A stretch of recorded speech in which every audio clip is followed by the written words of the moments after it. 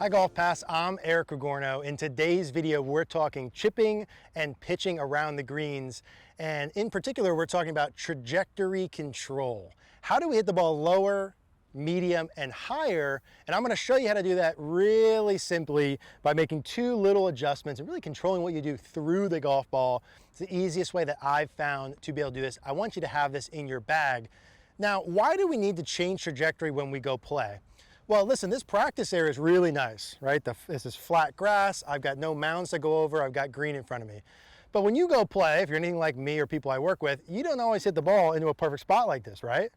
You hit it, you miss it short side. You got to chip over a bunker, right? You've got a pin in the front. You got a back pin. You got to move the ball around a little bit.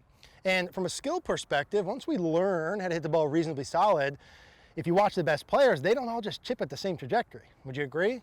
They hit it low, they hit it medium, they hit it high. And I'm gonna show you a simple way you can do this as well. The goal here is to be able to utilize these shots in the right situations so you can get the ball closer to the hole than you would with just a stock trajectory. And really, again, an easy way to do it. So I like to control trajectory based on just these two variables. Number one is adjusting ball position, and number two is controlling where the club head is relative to my hands in the follow through. I'm gonna show you what I mean here. So I'm gonna chip in between these flags here, and let's say I just wanted to hit a basic low chip shot. Now I've got a 56-degree sand wedge. Could I hit a lower shot by just taking more club and hitting a bump and run? Absolutely, and I recommend you do that. If you wanna be able to hit that low shot with your sand wedge, which I recommend you should have in your bag, let me just show you an easy way to do this. So if we start with a normal chipping setup to me would be the ball position's relatively in the middle of my feet. My weight's about 50-50, maybe 60 on my lead side. I've got the handle and the hands maybe inside of the left thigh. This would look pretty traditional, right? Would you agree? Nothing crazy. Now, if I wanted to hit the ball lower, what is the thing that controls the height of the ball? Well, the main thing, if I bring this club up here level with me, the main thing that controls it is the loft of the club. So if I want to hit the ball lower, and this is the ground, watch what happens to the shaft as I lower the loft on my club. Which way does it move? Towards the target or away? Towards the target, right? Quite a bit. So for me to lower the loft, to hit it lower, I need to have the shaft leaning more forward. Now I need that to happen at impact, but if I want it to happen at impact, why don't I just preset it at setup, right? So in order for me to be able to do that, you see here, I've got a little bit of shaft lean. This would be like a neutral amount of loft, but that wouldn't be low, would it? No. So to make it go low, I'm gonna move the ball back. Specifically, I'm gonna put the ball right in line with the middle part of my trail foot. Now I'm still gonna keep my hands inside my left thigh, but what just happened? Here was my normal setup.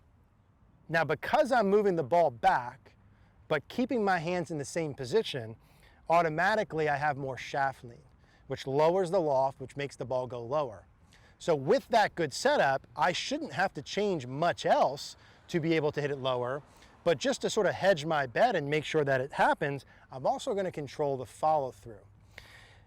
So when I said the ball goes lower, the shaft stays forward, right? That's the idea. So what I want to be able to do is really keep that relationship into my follow through. Now, if I keep that relationship into my follow through, where's the club head relative to my hands? Below it, even, or above? It's below it, right? Quite a bit below it. And that's what I want to feel through the ball to hit it low. I want the ball back in line with my trail foot. My hands stay in the same spot. And when I come through here, I'm going to keep the club head below my hands, and the club head's going to be low to the ground. So I'll demonstrate. This should be a lower shot that rolls out a little bit more, lower trajectory. Club head stays below my hands. You know, ball flew about a yard on the green and rolled out about 30 feet. That'd be my low trajectory shot. And I want you to hold your finish so you can see where that club head is.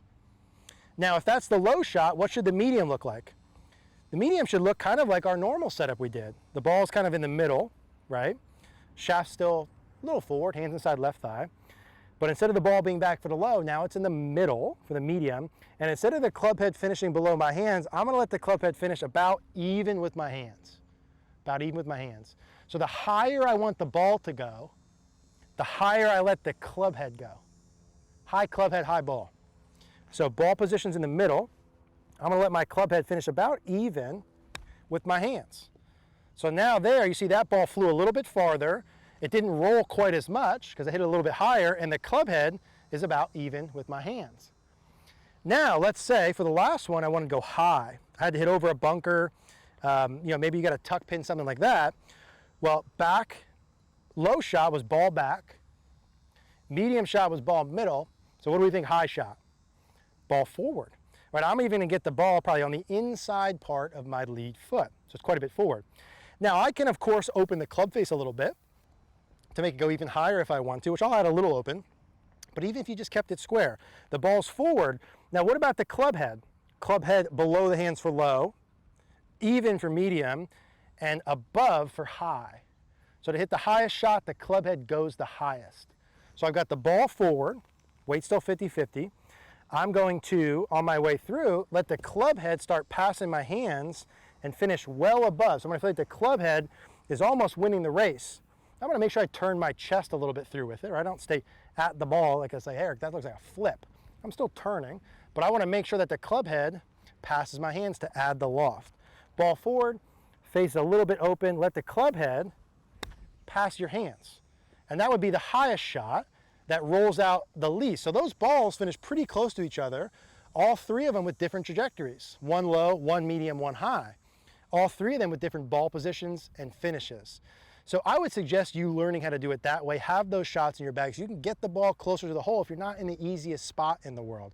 So hopefully this helps you. If you're a GolfPass member, we know that you're enjoying all of the free benefits. If you have any questions on this video, simply leave us a comment down below. We want to make sure you get this in your game out on the course so you can play the best golf of your life.